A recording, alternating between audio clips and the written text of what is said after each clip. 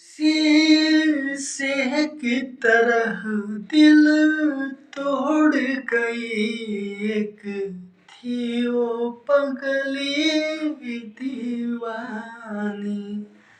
समझे हम नहीं उसके प्यार को, आज रोना पड़ा उसके सामने।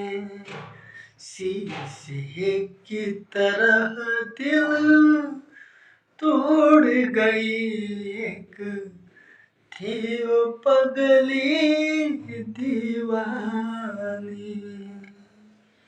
समझा नहीं हम उसके प्यार को, आज चोट पहुंचाई मेरे दिल को।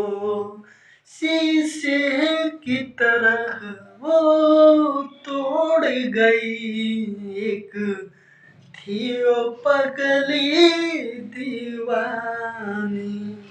कहते आवारा बड़ू मारत आँख बड़ू, अगिलो जनमवा दिहलुना सुपियर फराक वाली।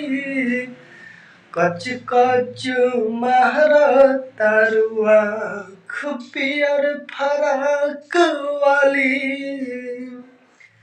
हमरा पहमरत बड़ू करत तहंग बड़ू, अगिलो जनमवा दिहलुना सुपियर फराक वाली। कच कच महरतारुआ पियर फराक वाली।